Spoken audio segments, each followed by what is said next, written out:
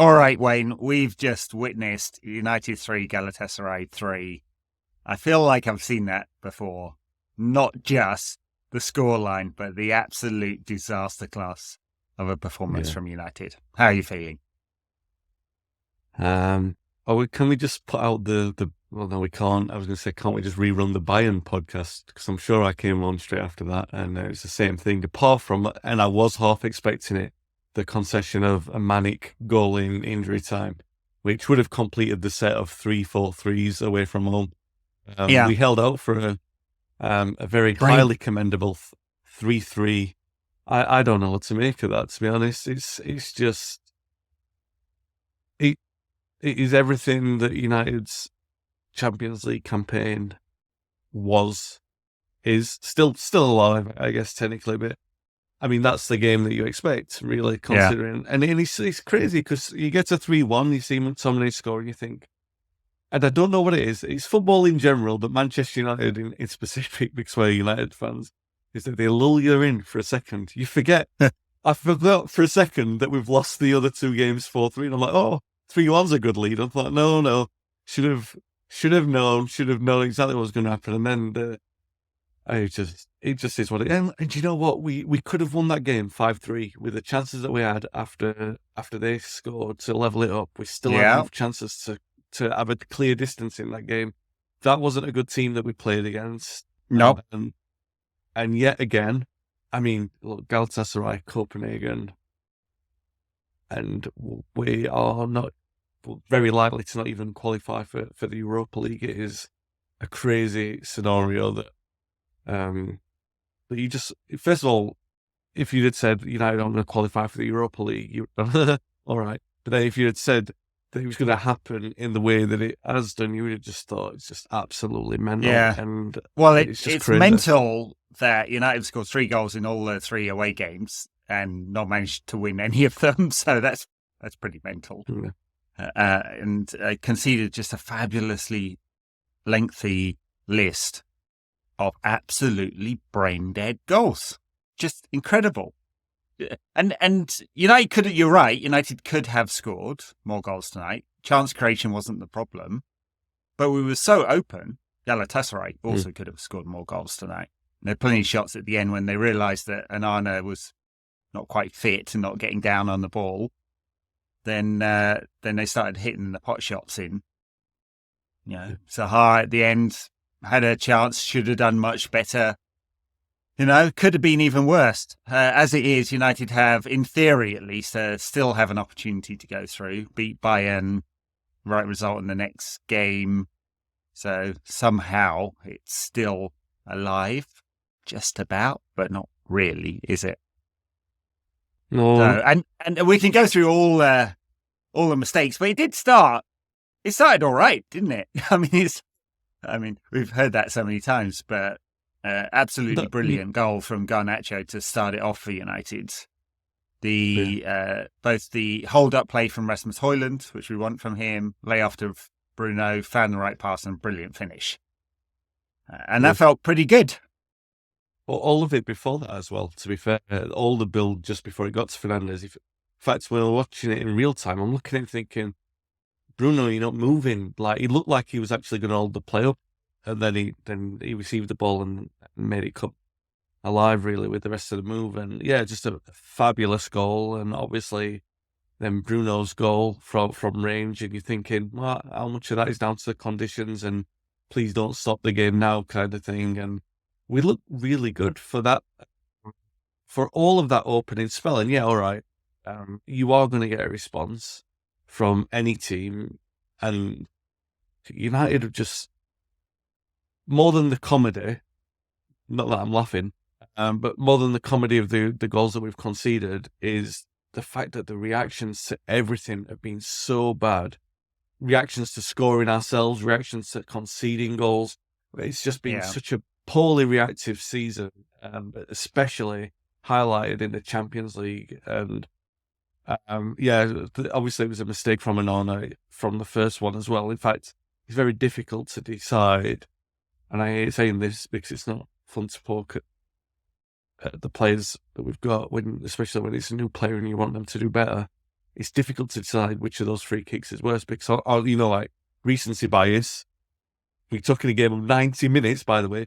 Recency bias says that the one in the second half was worse. But now I'm thinking, oh no, that first one was quite terrible as well. They're both catastrophic errors in different ways. I mean, I think it's a very long time since I was a goalkeeper, but I played goal at school, and I'm pretty sure you're supposed to trust your wall. Pretty sure. Now, goalkeepers out there, tell me if I'm wrong. But second guessing the free kick before it's even gone in and taking 2 steps to your left and hoping to be able to make it over to the right just in case, feels like that is pretty bad technique. The second one is absolutely horrible. It looks really ugly because he's gone at it with his fist and just hasn't got down quick enough. And I feel like we've seen that a few times with Onana. But, I mean, you could give him some mitigation there and say, maybe Anthony Martial should not have ducked under the ball and just headed it away. You know? Yeah. I'm there doing this while I'm, for the podcast listeners, pretending to head the ball away. I'm like, So, pretty awful. They can see you do it now, Ed. That's the good thing. The magic of evolution onto YouTube. They can see you do that. Also, I'm not going to do this for the podcast, but, running motion. We could have seen that from him a couple of times where he decided not to do it. And there are a couple of openings where he just decided not to move. And it's a strange thing with Martial because he's on because of Højlund not being fit, and he played all right at the weekend. But I say played all right. He played all right for Martial, but his form in general is so off a cliff compared to the electricity that we knew of him. He's a player who's been going through the motions for nearly 2 years. He went on loan nearly 2 years ago, and it was clear from that moment that he didn't have a long-term future at United, but he still played another 2 years, another year and a half so far. And you see in a player who he's that. I'm going to say, even though I hate, again, poking errors at players, he's there to make up the numbers. Purely he's in that team because he's the only senior striker who can take over from Højlund, and he's got a bit of experience, but he's offering nothing. And a clever goal against Everton when the game's already won doesn't convince me that that's something to offer. And I suspect everyone knows that. But everyone does. So does the manager. Yeah. By the way, yeah. Look, I mean, and that, they're not running for certain situations is, very frustrating. We are frustrated by him in that vein for years anyway. We've seen that for plenty of years. But yeah, there's stuff like other analysts would call that sort of ducking and stuff like that unforgivable. I know Gary Neville's he's got a particular hatred for players ducking in walls and ducking from crosses and stuff like that. But you just don't put your goalkeeper under that kind of pressure. You're putting him in a situation that he can do nothing really. And look, he did do nothing. It was worse than nothing, and you still can't expect a goalkeeper to do better than that. But you are giving him. You are throwing a bomb at him for no reason at all. And United put the defenders and the goalkeeper under pressure constantly tonight. And, I know bang on it about it all the time. And it's not just because I feel like I said I told you so, but I think having Amrabat alongside McTominay or any combination of those two with Bruno in midfield is it's a recipe for total chaos. No control there. I mean, Amrabat doesn't do anything defensively, right? I said that back in the summer. I got a bunch of fucking know-it-alls on Twitter go, well, you've never seen him. You're just looking at the stats. I have eyes and they look at football as well as numbers. He doesn't do anything defensively. Scott McTominay can't pass, won't pass, doesn't get in the positions to pass. And the trade-off of he'll get you the odd goal now and again, important goals with McTominay, I just don't think it's good enough to have him in there when he's playing that high up the pitch. He played higher than average position, higher than Bruno tonight. So you've got Bruno, who's an absolute chaos merchant in the best possible way. McTominay, who's a chaos merchant in a terrible way. And Amrabat just doesn't get involved in games. no wonder that looked like a basketball game tonight. You know, and like it's not a recipe for going to one of the best atmospheres in world football, you know, with an absolutely pumped up crowd and team that needed to get something out of this game. And United just needed a bit of professional control, especially at 2-0. You know, I'm screaming at my telly going, just someone control it. And I kind of understand it being such a big game why he wouldn't put Kobe Minu in there. Kobe Minu, sorry.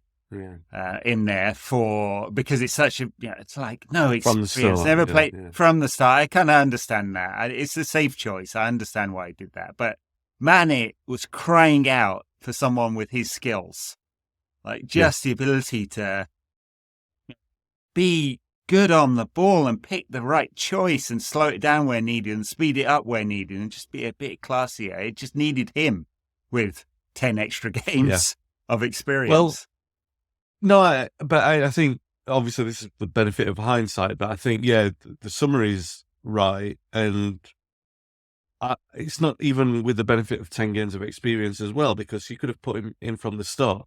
The difference what you saw tonight when he eventually did come on is that the game had already succumbed to chaos.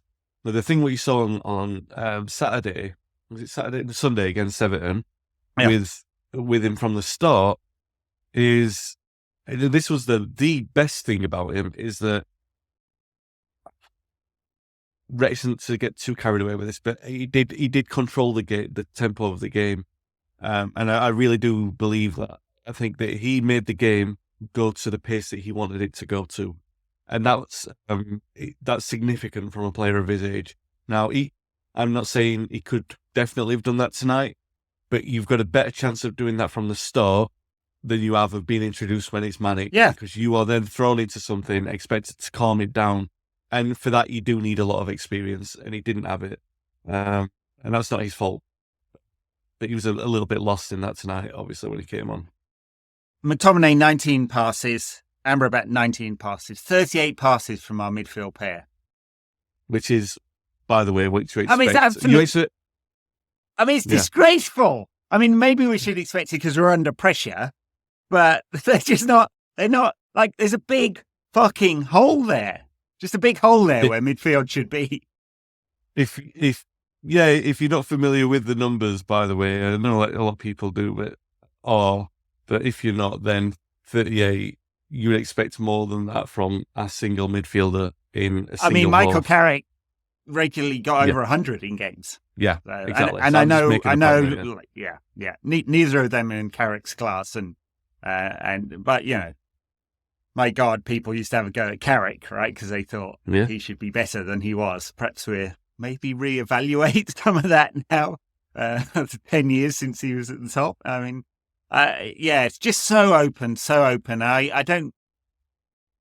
I'm not going to throw this all at Ten Hag or anything like that, because blame for United's failings can be liberally spread across many different parts of the club, coaching, players, executives, and all of it, of course.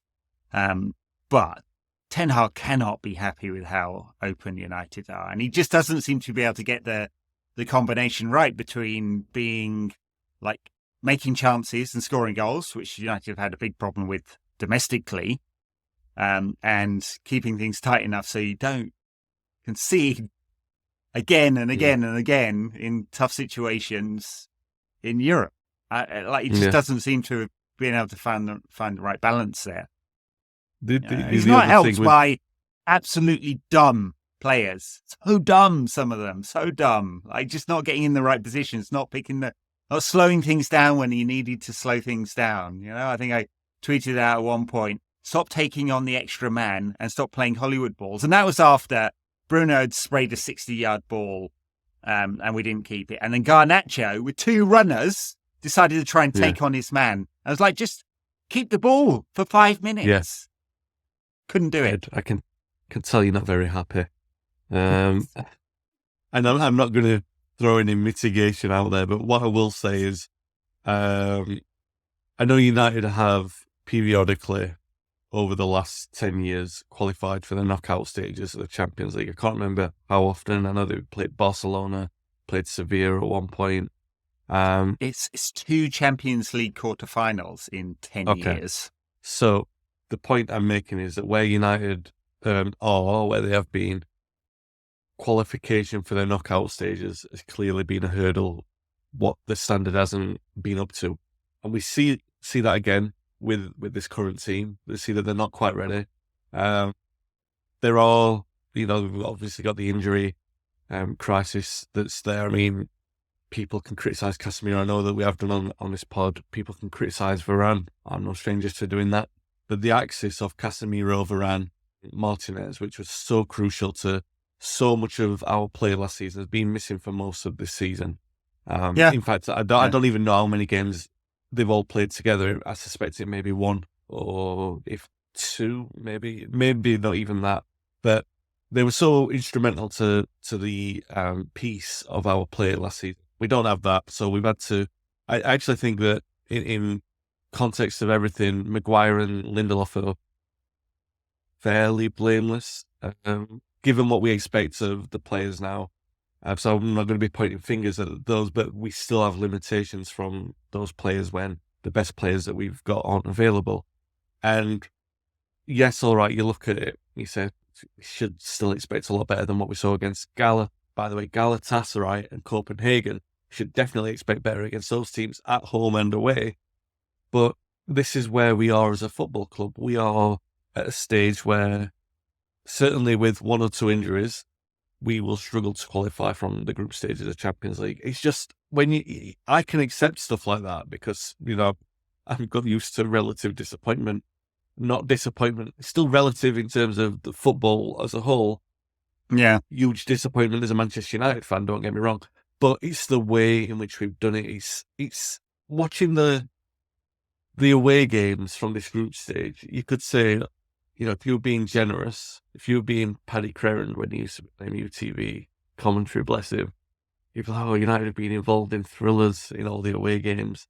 And they've been entertaining. They have been entertaining, but you can do without. Sometimes, you remember people say, oh, Fergie's games in Europe were boring because they got 2-0 up quite early on and then they just control it. Oh, for boring. Oh, for boring. God, yeah. Please, Love some of bring that. back the boredom. Good The grief. funny thing is, most of this season has been boring, at least the domestic season. United haven't, apart from Everton at the weekend, United hadn't won a goal by more than a game all season and had lost half of them. And we're playing really boring football. And then you get into Europe and it's absolute chaos, end-to-end stuff, can't control a game at all. And what is it, lads? Is it going to be Ollie ball or is it going to be Van Gaal ball? Don't seem to find the right blend in between them. It's one or the other. It's mad. I'm sure if Ten Hag had hair, he would be pulling it out. Yeah, or he hasn't got the chops about him to coach this group of players into something better. I suspect that's not true, given that what he built at Ajax. He knows how to build a team. It's just the ingredients aren't right for him, or he's partially, at least, picked the wrong ingredients for United. Doesn't have the things he wants to build the team the way he wants, and isn't able to get out of players he's got available to him what he wants either. All right. So it's not entirely his fault. It's a lot of the players. Some of the basics are horrendous. Just at least cover the positions or I'm still going absolutely bonkers there. Go look at everyone. Go look at the average position map. Yeah. And tell me that you're surprised that with one defensive player who doesn't do a lot of defending in front of that back four, that you're surprised United didn't concede a lot of chances. Go tell me that. Because it's mad, absolutely mad that McTominay's in that team only for goal scoring. Because, fine, if you're not conceding any, that's great. Yeah. If you're conceding 20-odd chances a game, 24 against Everton, by the way, at the weekend. Something similar tonight, I think. 16 shots Galatasaray had tonight. You just can't keep doing that. Just madness. Yeah, it is. And I do return to a point I made probably early September. There's such a big disparity in the players that Ten Hag obviously trusts and the players that we moved on. Because, people will say we haven't been ruthless. I think if you look over the year and a bit he's been in charge and all the transfer windows, it has been pretty ruthless in terms of the turnover of players. And then there is players that we can't move on, and they're still senior players, so you still keep them round. And there's such a disparity, because it does come down to an attitude thing. How much do those players want to be there? How much do they want to prove? How committed they are? And obviously, a massive motivational factor with those players who know that they're really just coasting because there's no objective for them anymore. And, credit, I know you've criticised McTominay, and we know about his lack of quality in terms of being a top-class midfielder who's going to dominate a European game. We know why he's in the team because he's done well goal-scoring lately. And that he's better games in games of this nature where he tends to be quiet and we don't notice him so much, even though he scored tonight. But I'm using Everton at the weekend for an example where he's very quiet, and that's probably for the better. And then Maguire's another example of a player who has reacted better than I expected. But then you've got players like Martial and you've got other players in the squad, and a drop-off in standard from, considering that we've moved on a lot of players who, were even a Langer, just as a quick example, but players who other clubs wanted because they were motivated and they could see a future for them somewhere. Whereas they weren't umming and ahhing over other players like, oh, there's too much money for Maguire, or it's, whatever reason for any other player. But we are left with sort of like an A class of player called the A class who Ten Hag wants. And then the B and C have mostly been moved on, and then it's the D who are so mostly squad filler. And it's a massive disparity in it. And unfortunately, it's funny because it doesn't explain the contrast between the league and the Champions League, but it does explain somewhat the erratic form.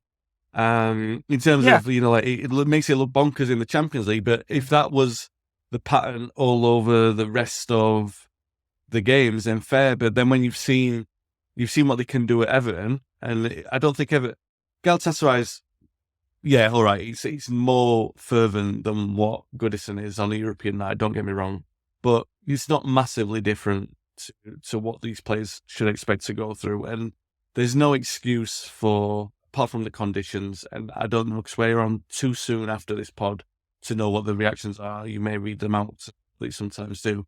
I don't know if anyone is blaming the weather. I'd be surprised considering the nature of the goals that we conceded. Yeah. And yeah, They weren't to do with the weather, were they?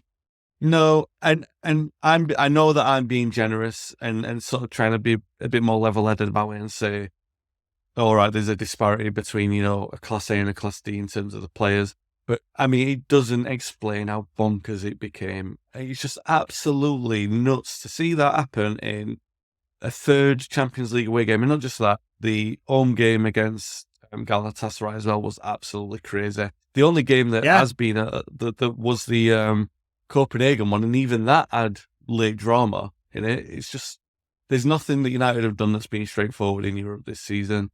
And now it's kind of like, all right, well, the best thing about it all is to make sure that we maybe aren't in Europe for the rest of the season so we can qualify to go through all this again next season. Yeah. Oh my God. It is, though. It is. Yeah. I suspect that United's activity or lack thereof in the January window will be predicated on what exactly happens in this final group game. So and also the takeover actually going through. But he needs it. He needs some help here, Ten Hag does. And obviously Casemiro being back in January, and hopefully Martinez being back a bit before that. He is training. I guess they're going to be super careful because they don't want another break. Yeah. Because that would be really serious. Casemiro's been awful for a year almost, but that experience would have been very useful tonight. Somehow get Mason Mount fit and actually playing like a footballer. He needs all of this. In the short term, of course, we've got when is the final game? Is it next week or the week after? I forget now. It's 2 weeks' time. Next week's Chelsea. 2 weeks' time. It's Chelsea next Wednesday, isn't it? Yeah. So It's going to need something really, really special from United at Old Trafford. I mean, by the way, we're talking just as Copenhagen Bayern Munich is kicked off, presuming that Copenhagen don't win in Bayern tonight. And by the time you hear this or see it, now we're on YouTube, folks, youtube.com/ no question about that. Or search for us, whatever. By the time you view or listen to this, it may be all moot anyway and all over. But let's just presume that Bayern win. Dead rubber, 2 weeks' time. There's still a chance for United. There's still a chance. And despite all the chaos and deserved criticism of performances and the individual mistakes and the stupidity of some players and their positioning and the inability for Ten Hag to get his message across, there is still a chance that we may survive until past the new year to get knocked out by the first team we play that's half decent. You know? So. Yeah. I don't know. What are the rules for the group now? So if we finish third, is it a playoff? Yeah, okay. Well, I mean, the thing... Oh, yeah, there's no playoff to get into. That's only the Europa League, yeah. If we finish third, we're down into Europa. If we finish fourth, we're out altogether. And if we're tied on points, it's a head-to-head. So, but okay. Galatasaray have a better head-to-head than us. Well, yeah. Well, I mean, the best hope that we've got is Bayern resting players, right? But I don't know how likely they are to do that because they wind down for the winter still, German football. So they're not likely to take too much of a breather with that. And they'll want to continue the record, really, because they've been good in Europe this season. Why would they want to sort of throw away a game? That they would, even though, it's been nuts having us in the Champions League, I think they'd still prefer to have us away from it, and have let Galatasaray out. It's not going to be like the 98-99 group stage where we all sort of like played friendly so that Barcelona would get eliminated. Allegedly. I'm not. It's too far ago, like 25 years for any fingers to be pointed, really. But I don't expect that kind of game. I think Bayern will come to win. And, stranger things have happened. The way that this group stage has gone, United will win 4-3.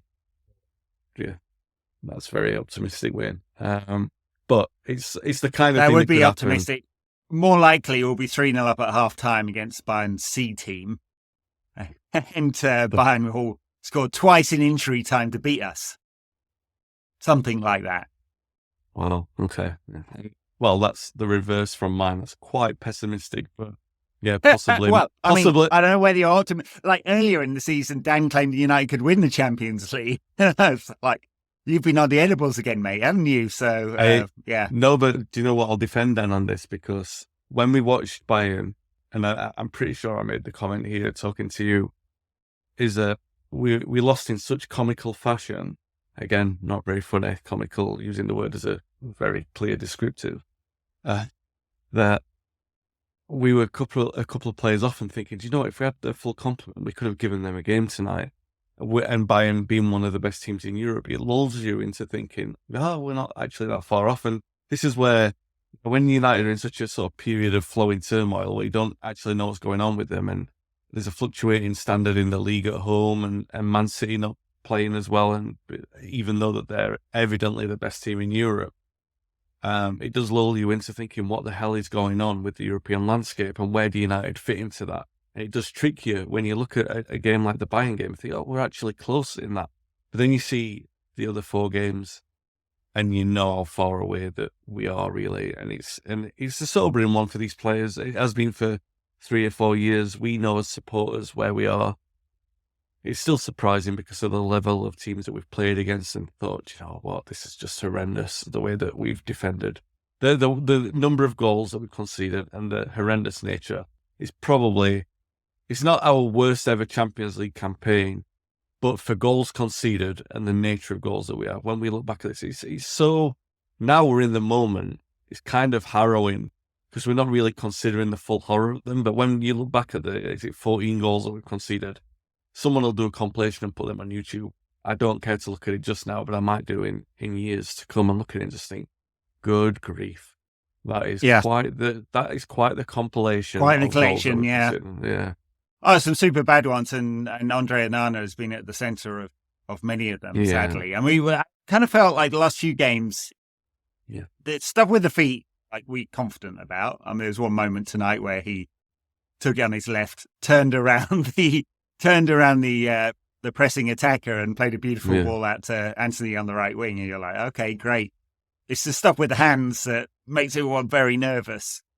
And it just felt like last, I don't know, was it 3 games or so that he was looking confident and he was doing things right and he hadn't made any mistakes and not even any half mistakes. And you're like, okay, this feels good.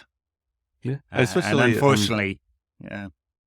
The Everton game, the first half, I thought his temperament was really good. Again, I said temperament earlier with Kobe, but it's the same with a goalkeeper for certain. And that's the thing that we've been suspect about with Andre. And you look at him thinking, does he have the temperament to play at this level? At this level, I mean, Manchester United goalkeeper is, and I've said it before, is the single most difficult position, highly scrutinised position in the world. So it does take special temperament to succeed in that role. And I thought, all right, it looks like he's getting the hang of it, especially in the first half on Sunday. I thought, all right, I'm more convinced than what I was. And it feels like it's going in the right direction. But you know what it's like. And unfortunately, I've seen it a few times with, and I hope that this isn't a terminal thing with Onana. Of course, I hope that. But I think there's been so many false dawns over the last 4 or 5 years where you do, and it's hope. You invest in hope in a player and you think, all right, they're turning a corner. And I'm trying to think of, you know, when United have turned corners in the past, I'm talking historically, and when all their eggs are in a row and things start going right, how many times we had to go over and encounter false stones and bumpy roads? Not that many times for that many players. If you think about it, some have suffered rough patches or rough starts, like Vidic was one, Pallister was another, but not very long. And maybe Onana's still in that stage, by the way. But I'm talking about everyone else, all the other players like, Maguire and Martial and Pogba for a long time. And Lingard was there for a long time. And even Herrera, the players that were popular. You think, all right, well, we like them because they've done some things good and you invest in that patience in them. But United can't afford to, like Anthony's another case in an example where you think, all right, well, I know that last season we talked about him split, really, he does things that the manager wants, but what does he contribute to the team in terms of output? And they're contrasting conversations to have.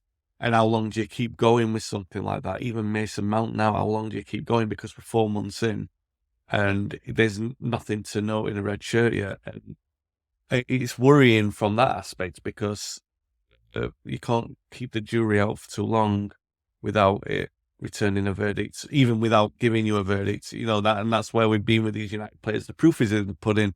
The pudding for the last 10 years is that we haven't won a league title. The proof in the pudding this time is that it's been an absolute calamity of a Champions League. And the players can't, Ten Hag can look at himself and say, all right, I've made tactical decisions. But the players, look at the games, look at the goals we've conceded. The players have got to hold their hands up and just say, look, this isn't good enough. And it's not good enough to the point of saying, we go again.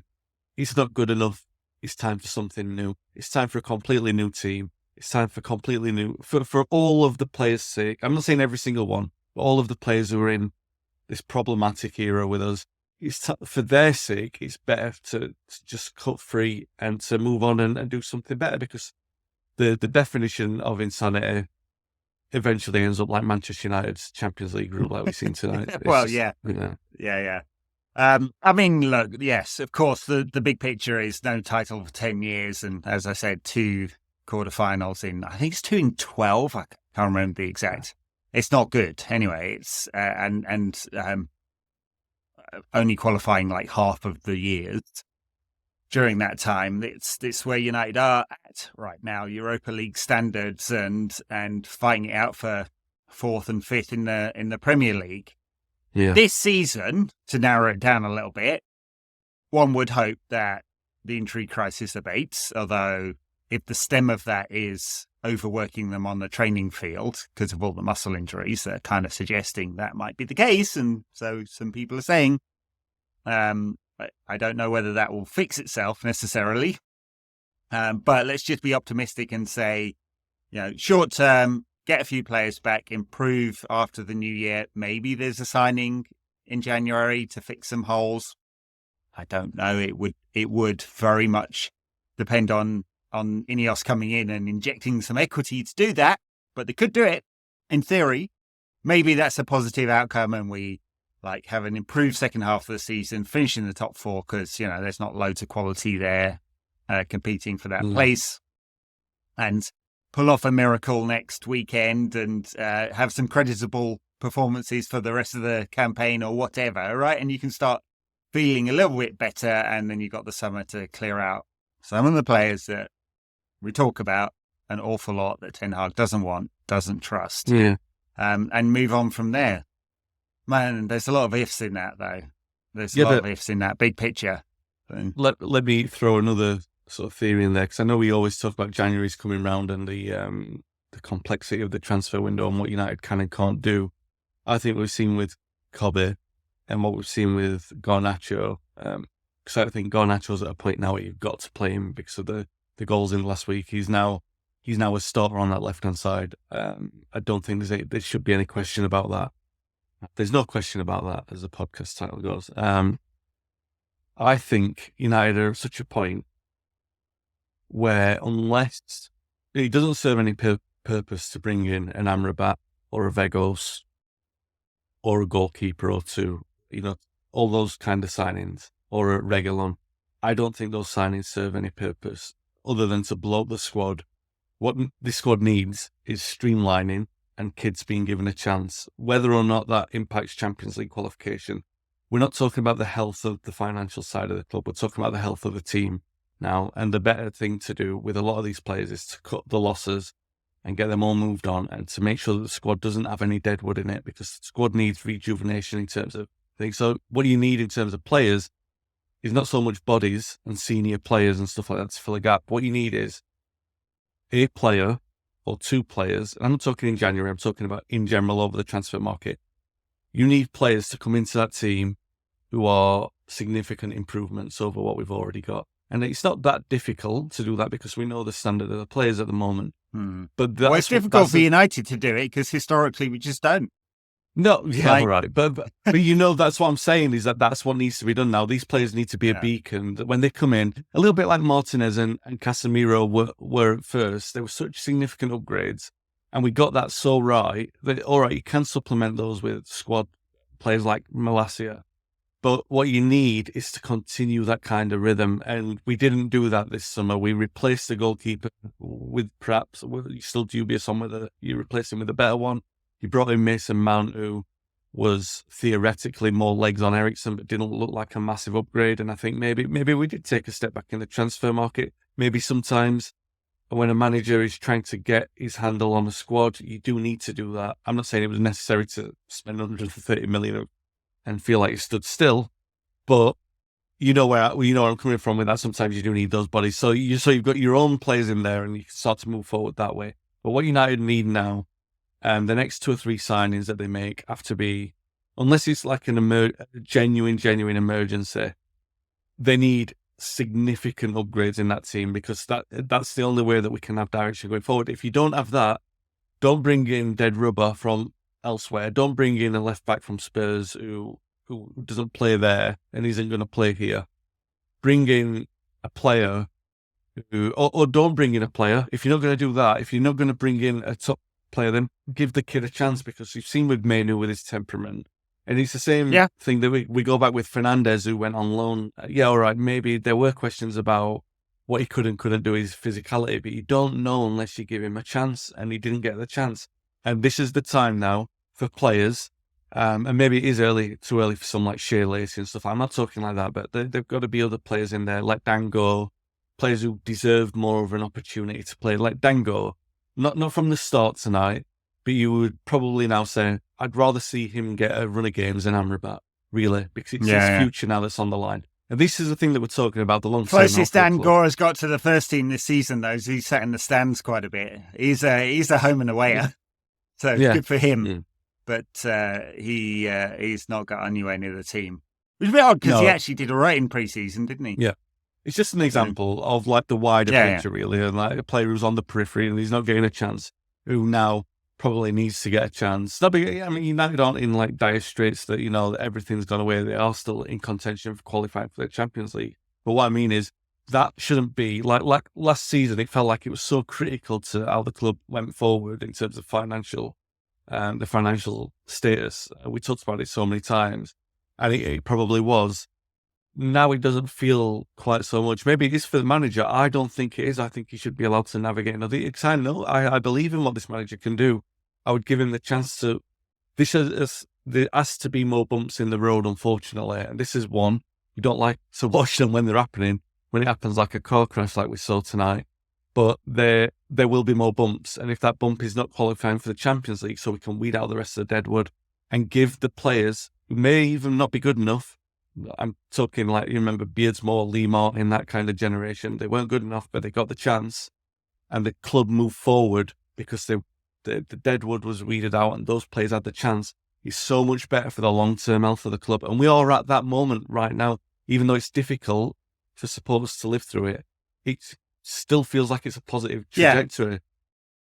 Yeah. I mean, I'm gonna bend on the side of trusting in Ten Hag. I'm not sure I trust in his instincts around transfers. I'd kind of like that to be taken away from him.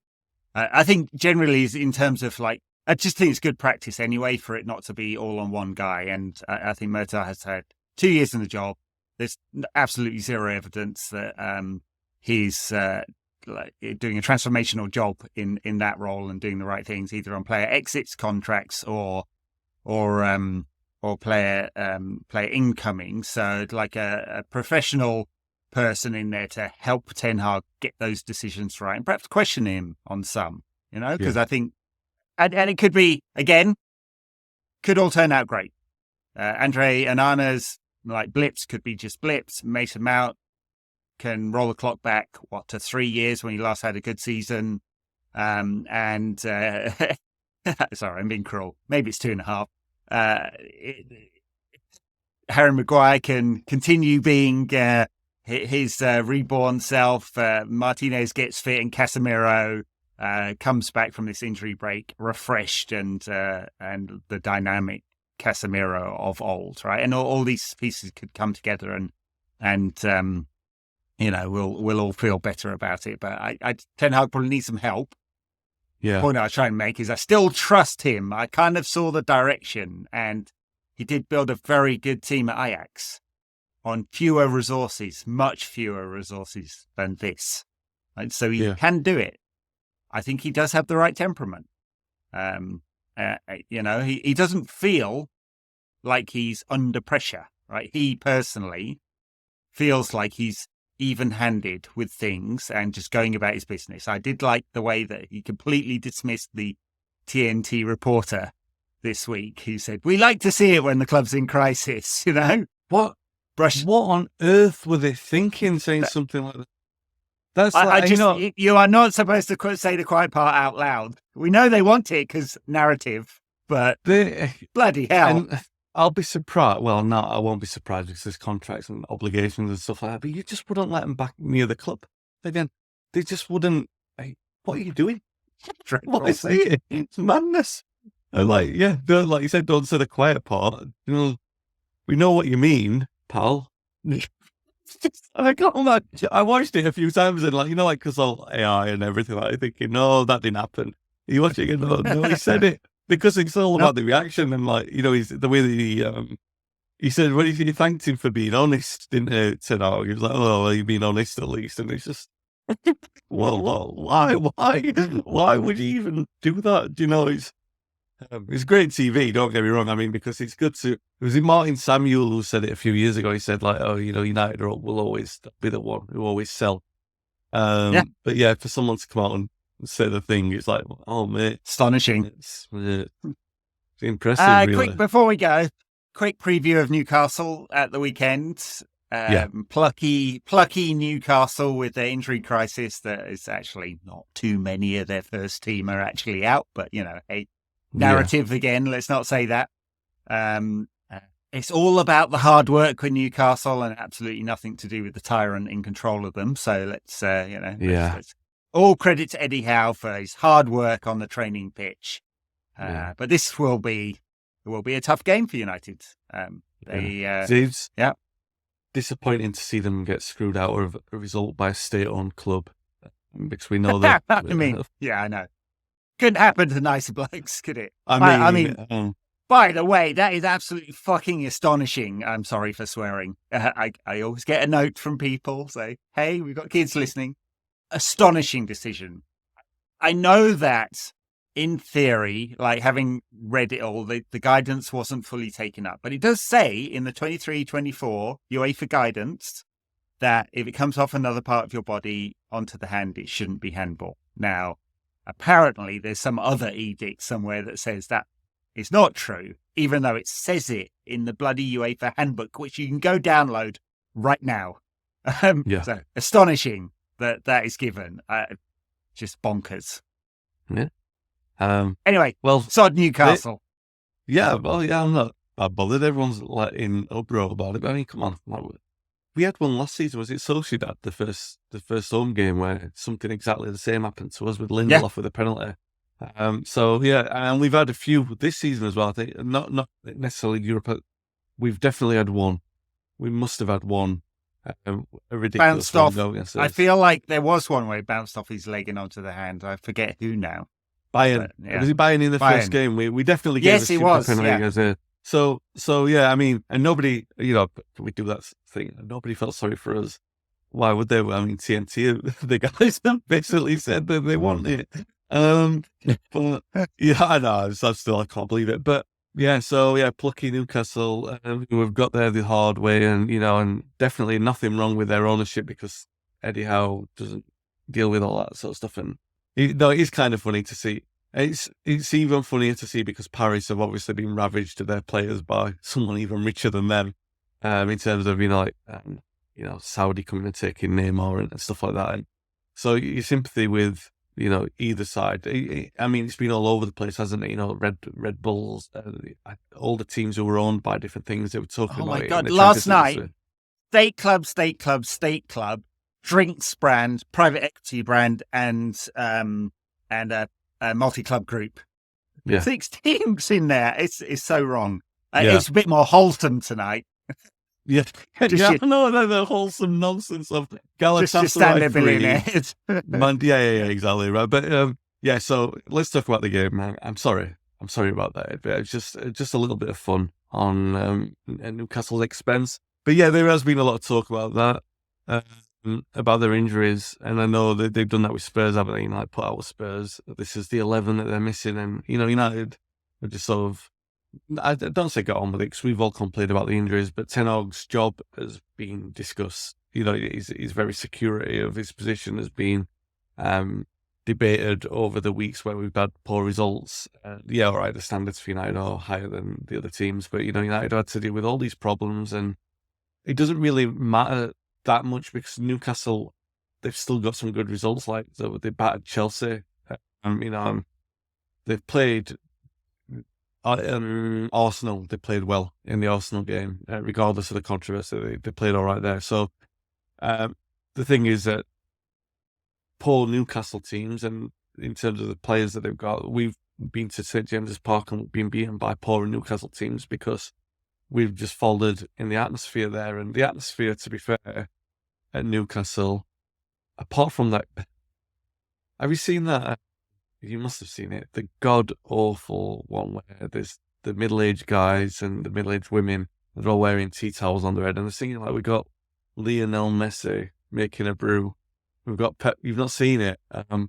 Someone will listen to this and tag you in the tweet. They must have. So it's we got Pep Guardiola cleaning the stands. We got Jurgen Klopp cleaning the bugs. We've got Lionel Messi making a brew because Newcastle are the richest club or something like that. And it's such nonsense. They are.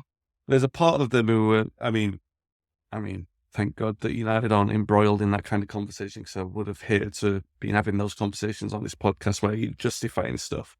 But it is one of the most one of the most disappointing things I've seen in recent years, and I will talk about football. I just told you that I would. But one of the most disappointing things I've seen in recent years was the guy who was a Newcastle fan, and he was outside St James's Park, and he was protesting against the owners, and all of his like-minded fellow Newcastle fans were having a go at him, as if and you could tell that.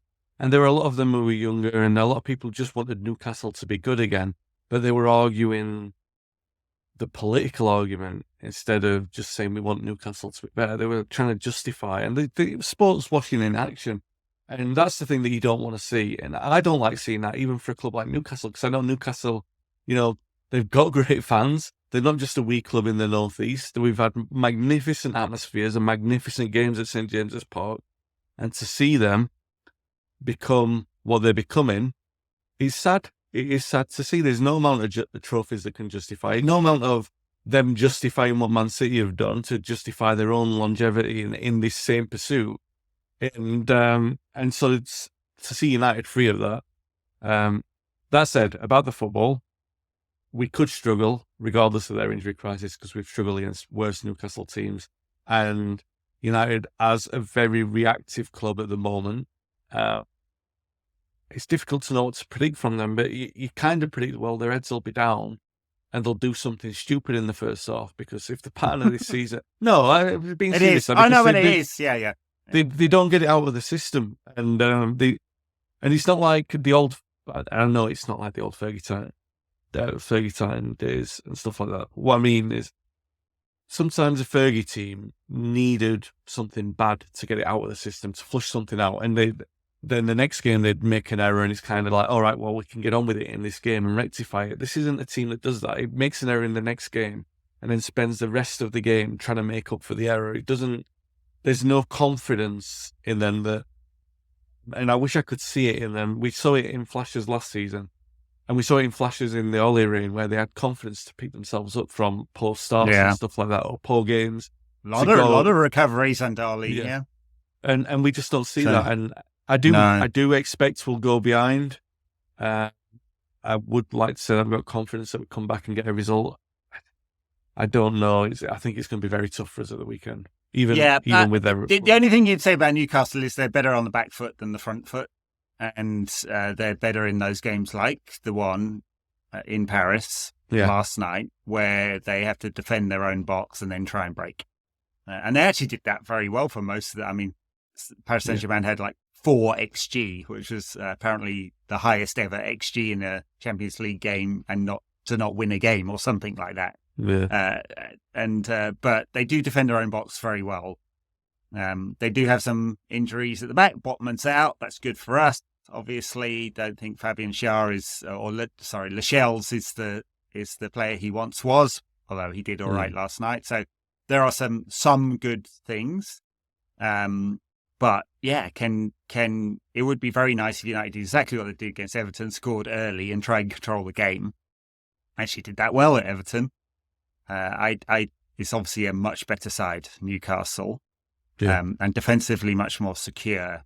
And amazingly, for a team that is actually really, really a transitional team, they've scored quite a lot of goals this season as well, Newcastle, and obviously 4 against Chelsea last weekend. So, I expect it to be very tough. It would be very nice, touch wood, that there are no fresh injuries coming out of tonight. I don't think anyone is back, though. And Marcus will be back, obviously, because he was suspended tonight, but I don't think any of the major injuries are back. So pretty much the same squad. Hopefully Højlund's okay, came off early. And I expect Mainu maybe back in the side. Bit of calmness. Like after having a night off tonight, we'll see. Yeah. It'd be nice. We'll see. Yeah. Anthony Gordon looks the real deal. I don't know how, but somehow, yeah. No, he does. He's surprising to me as well, but he does. He looks like a real threat at the moment, and I'm inclined to. But we did it again tonight. We did do it. Score early. You know what I mean? It's obviously there. The capabilities there, but United do. I agree completely with you. They need to score early. So I don't think they've done that for a while at St James's as well. Funnily enough, I think we've probably got a history of scoring late winners there. I can remember quite a few actually. I can remember Berbatov doing it one time. I can remember trying to think. There was one a couple of years ago where we scored a couple late on. Might have been in lockdown, to be fair. Yeah, United. I'm blanking, but yeah. I remember Bruno scoring a good goal there, and I don't know if that was a late winner or Wan-Bissaka scored a goal. I can't. These goals definitely happened. I'm just not sure in which order that they happened, and they definitely happened in a win. I'm just not sure when, because we've lost a few And it may have games. been at Newcastle. And the one thing is for sure, these events have happened. No, the top quality analysis.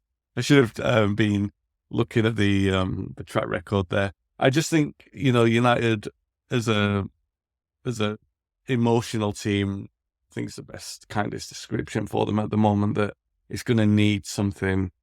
You're going to need Garnacho, maybe like Garnacho and Menu are the ones, aren't they? Really, they're the composure, really. They're the cold as ice people that you need in the team. And I would, like you said, I'd be tempted to start them both because he's had his rest tonight, Menu, and like for the same reasons I said as not putting him in, as for the same reasons as he struggled bringing him in tonight.